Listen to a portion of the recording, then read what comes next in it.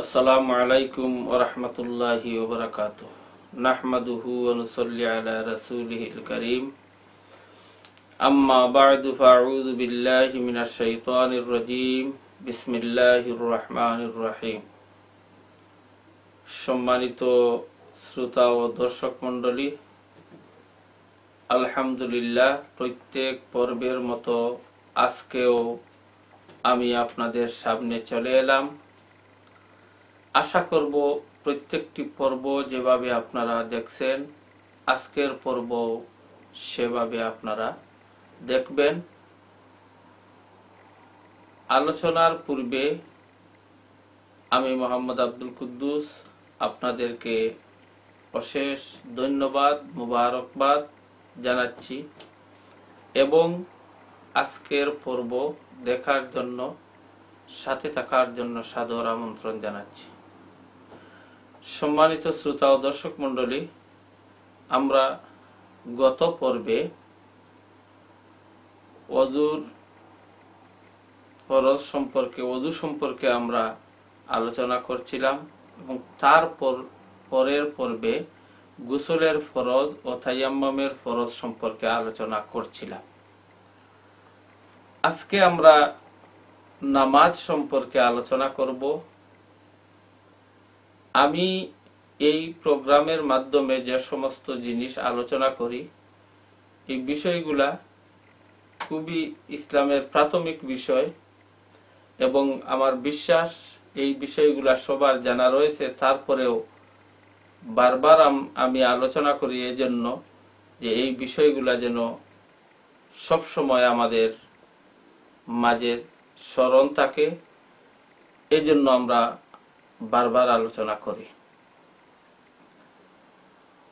নামাজ সম্পর্কে আজকে আলোচনা করব।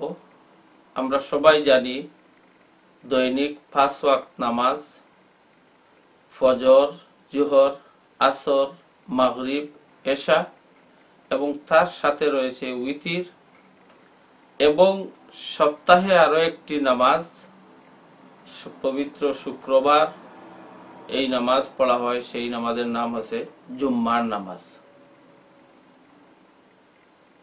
আমরা শুক্রবারে জুম্মার নামাজ পড়ি, জোহরের নামাজ পড়ি না, অর্থাৎ জোহরের নামাজের পরিবর্তে জুম্মার নামাজ পড়া হয়। তাই আমরা দৈনিক বা ডেইলি নামাজ কত যদি আমরা প্রশ্ন করি, উত্তর হবে ডেইলি নামাজ বা দৈনিক নামাজ হচ্ছে 5 ওয়াক্ত, ফজর, জোহর, আসর, মাগরিব, এশা এবং তার সাথে উইতির আরো এক নামাজ রয়েছে। এখন আমরা জানব, আলোচনা করব যে কোন নামাজের কত রাকাত।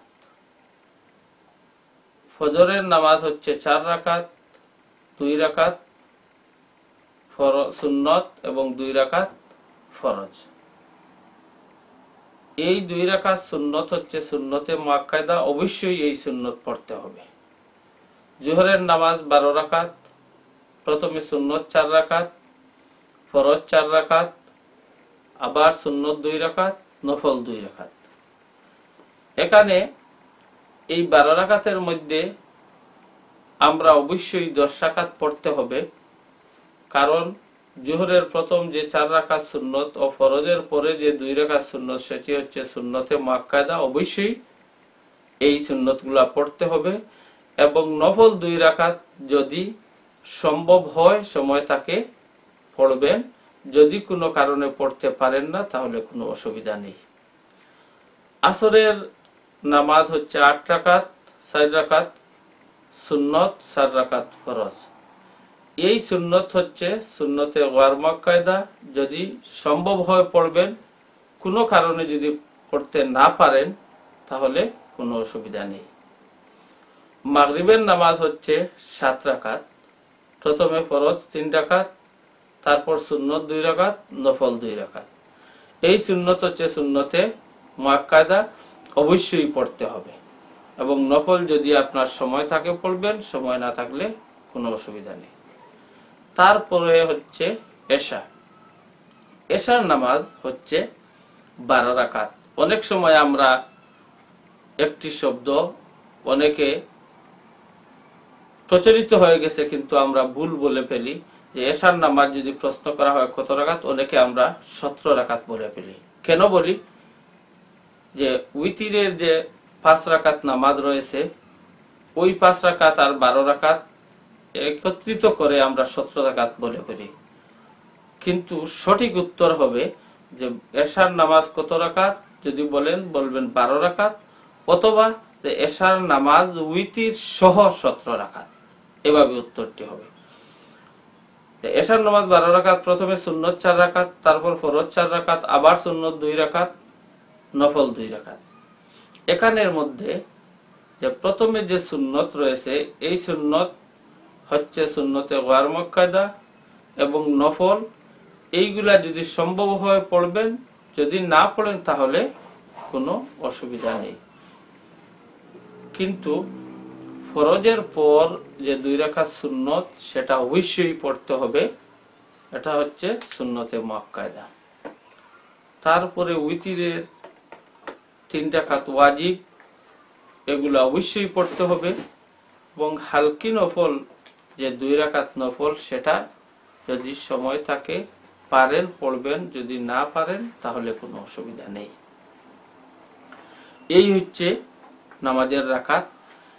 এবং আরো একটি নামাজের কথা উল্লেখ করছিলাম যে জুম্মার নামাজ, জোহরের পরিবর্তে জুম্মার নামাজ পড়া হয়। জুম্মার নামাজের রাকাত নিয়ে, রাকাত কত রাকাত, এ বিষয়ে অনেক কিতাবের মধ্যে অনেক বিভিন্ন মত পাওয়া যায়। তো বেশিরভাগ মত হচ্ছে 14 রাকাত। এর মধ্যে প্রথমে হচ্ছে কাবলাল জুম্মা সুন্নত 4 রাকাত, তারপর ফরজ 2 রাকাত, তারপর বাদাল জুম্মা সুন্নত 4 রাকাত, তারপরে জুম্মার সুন্নত 2 রাকাত, জুম্মার নফল 2 রাকাত। এখানে জুম্মার পূর্বে এবং জুম্মার পর যে 4 রাকাত সুন্নত, ওইগুলো হচ্ছে সুন্নতে মুআক্কাদা, অবশ্যই পড়তে হবে। এবং পরের সুন্নত 2 রাকাত এবং নফল 2 রাকাত যদি পড়েন তাহলে ভালো, যদি কোনো কারণে পড়তে না পারেন তাহলে কোনো অসুবিধা নেই। যাই হোক, সম্মানিত শ্রোতা ও দর্শক মন্ডলী, আজকে আমরা এই পর্যন্ত আলোচনা করলাম। ইনশাল্লাহ আগামী পর্বে নামাজের অন্য বিষয় নিয়ে আমরা আলোচনা করব।